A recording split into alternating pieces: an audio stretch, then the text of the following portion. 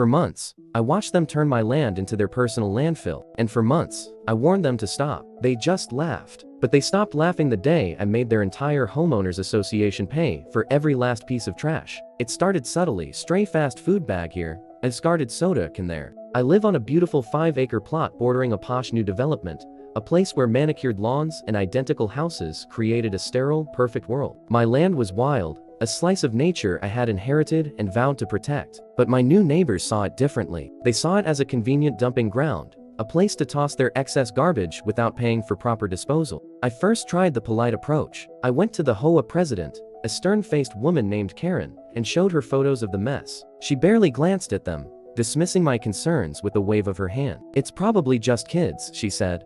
"I'll send out a memo." The memo did nothing. In fact, the dumping got worse. Construction debris, old furniture, and bags of household waste began to pile up. The stench was unbearable, and the sight of my beautiful land being desecrated broke my heart. I called the police, but they said it was a civil matter. I felt completely powerless, a lone voice against an army of entitled neighbors who simply didn't care. That's when I decided if they wouldn't listen to words, they'd have to listen to action. I spent a week documenting everything. I installed high-resolution trail cameras and captured crystal-clear footage of residents driving up in their expensive cars and tossing their garbage over my fence. I recorded license plates and even got clear shots of their faces. Then, I spent an entire weekend gathering every single piece of trash they had dumped. It was a disgusting, soul-crushing job. I rented the biggest U-Haul truck I could find and loaded it to the brim with their filth. The following Monday morning, at the crack of dawn, I drove that truck right to the entrance of their pristine community, and I returned everything they had left me. I dumped every last bag,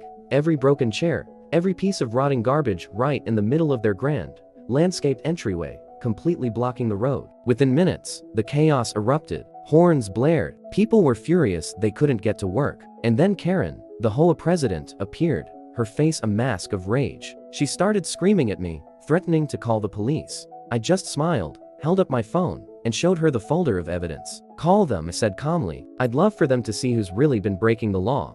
Her face went pale. She knew I had them. The cleanup cost their HOA tens of thousands of dollars, not to mention the massive fines they received from the city for illegal dumping after I forwarded all my evidence. They had to hire a professional hazmat crew to clear the road. But more importantly, the message was sent. My land has remained untouched ever since. If this story resonated with you, if you've ever felt powerless and found the strength to fight back, please give this video a like. It means more than you know. Remember this: never let anyone make you feel small or disrespect what is rightfully yours. Sometimes, the only way to teach a lesson is to return the problem directly to the sender. Thank you for listening.